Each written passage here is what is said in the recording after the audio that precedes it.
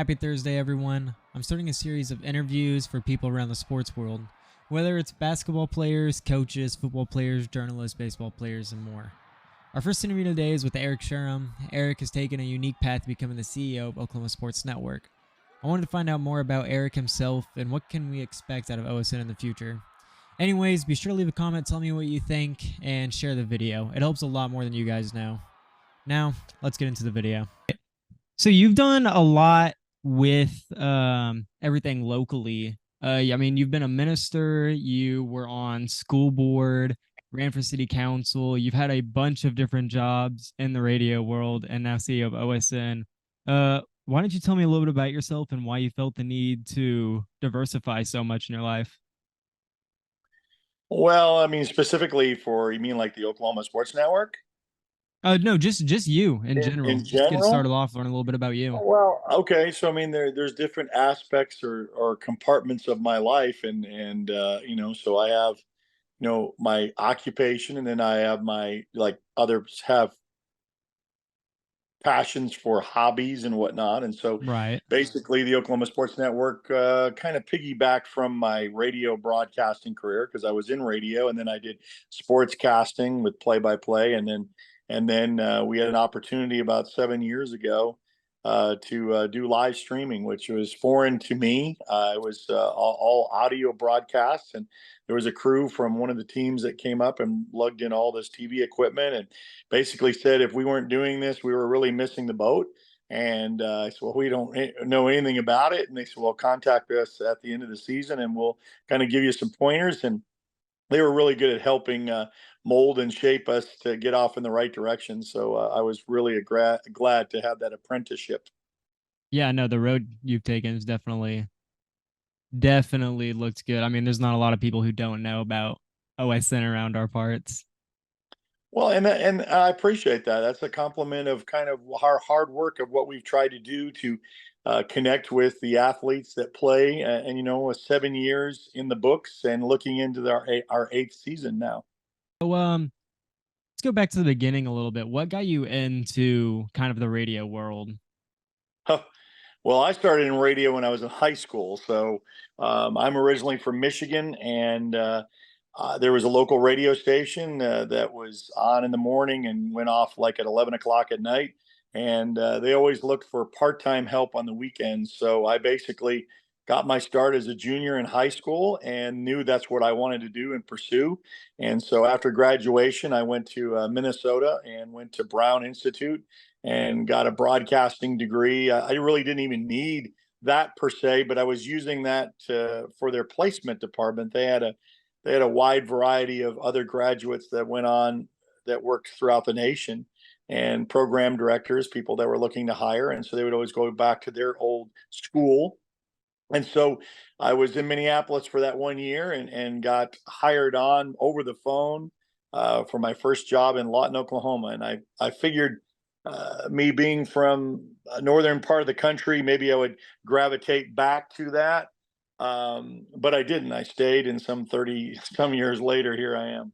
I'm gonna go a little off script here because I was curious whenever I was doing research why you decided to stay in Oklahoma.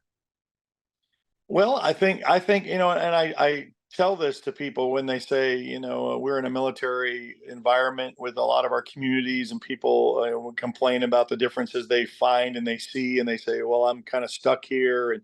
And I tell people I choose to be here because I came here with a job opening, but I liked it. Lawton in this part of Oklahoma gave me an opportunity that if you really wanted something bigger, Oklahoma City was an hour away, Dallas was 3 hours away. If you wanted anything culturally, as they would say, what you thought you needed. But no, I mean, it was just big enough. It was not a small town, and it wasn't a very super large town, and so I felt very comfortable. Yeah, no, I have a lot of respect for you and people like you who come in and fall in love with the city and just genuinely do their Yeah, best to kind of improve it and do what they can. It yeah, means, I mean, I was born and raised, so it means a lot. I appreciate Um, that. oh, of course.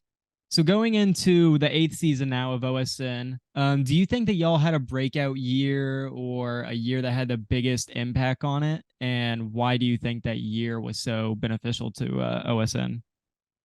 Well, our first year we had three schools on, and we had Lawton High, MacArthur, and Elgin.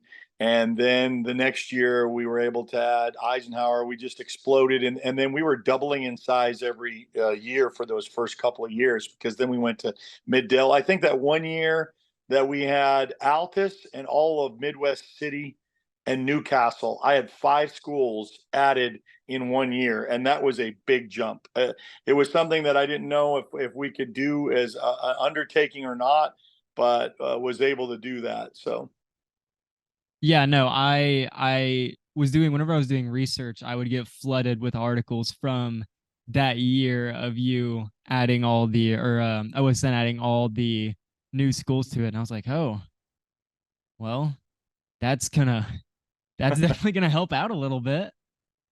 yeah, we're up to 11 schools, and we've had some schools that dropped off because, we're not the only streaming opportunity. Right. We're very unique, setup on how we interact with schools.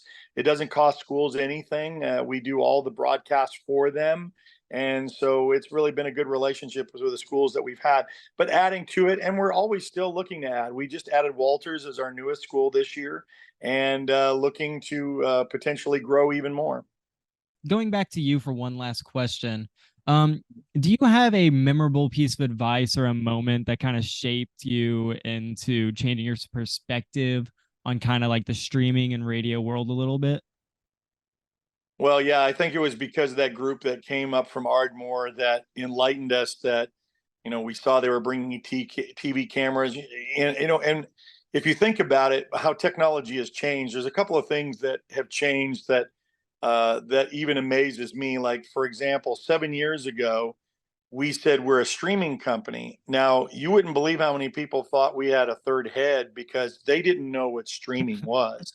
So I had to actually define what streaming was. Well, they say, well, what is that? Is that like radio on the internet? And then the second thing, which was a big thing for us, is luckily the platform that we're on, and they've been bought out by a couple, and Huddle owns it now, absorbed into what we were with the platform that I was on, encouraged us to go on devices such as Roku, Amazon Fire Stick.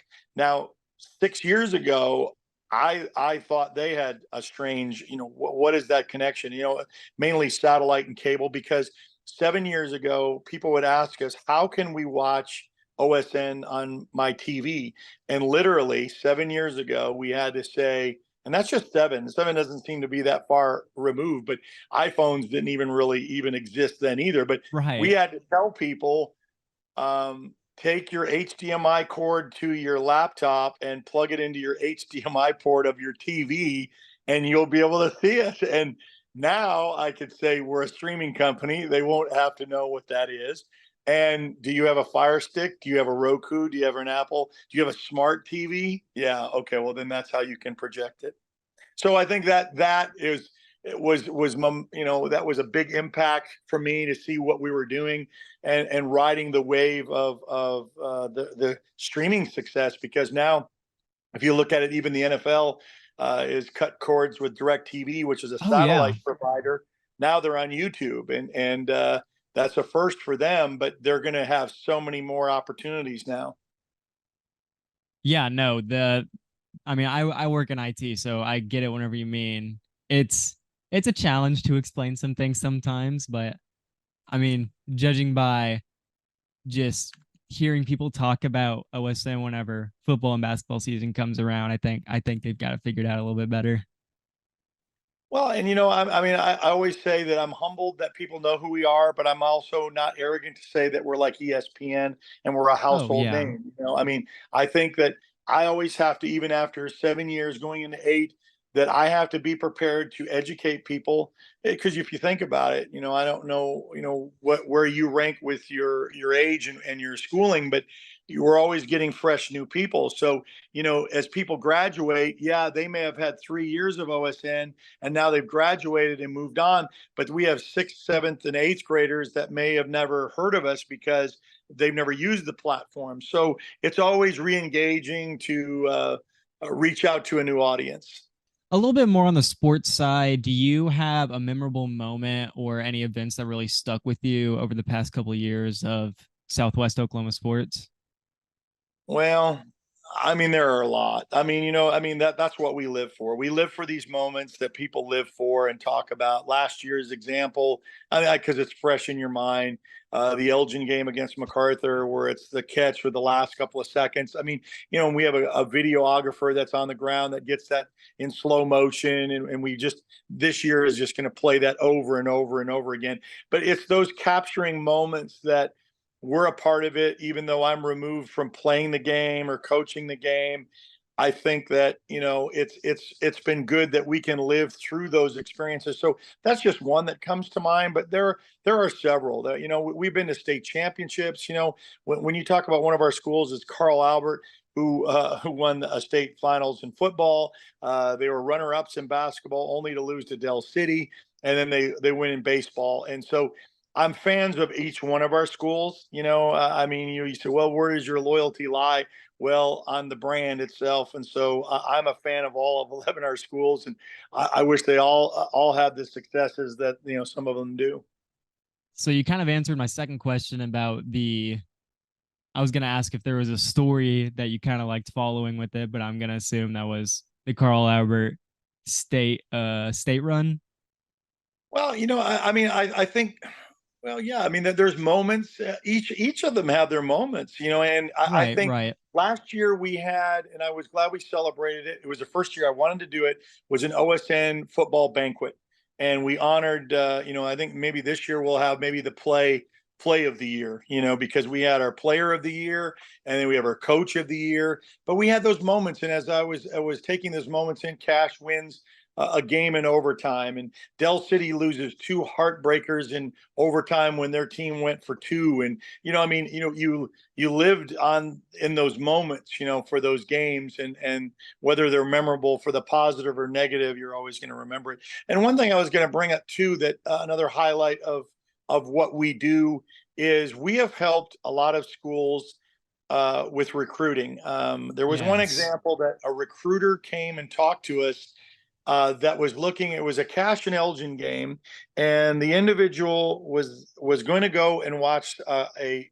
I'm not going to single it out. He was going to ask one of the players of one of the teams, and he was really looking at that to give a scholarship. Well, the kid from the other opposing team was going up against him so well that he switched and he said, I want this kid as opposed to the kid I was looking at, and offered him a college scholarship, at a smaller Division II school. But Right. that individual didn't think he was going to play football after high school. He was thrilled to get an opportunity to extend and play football. So, and you get those stories, and then the military connections that we have with military families that are separated. We get a thank you from a Carl Albert parent that got to watch his daughter play softball because he was stationed in Germany, and then we get a call when we were doing a team that wasn't even in one of our schools, Snyder, that they were Facebook. It was Facebook from Guantanamo Bay, Cuba.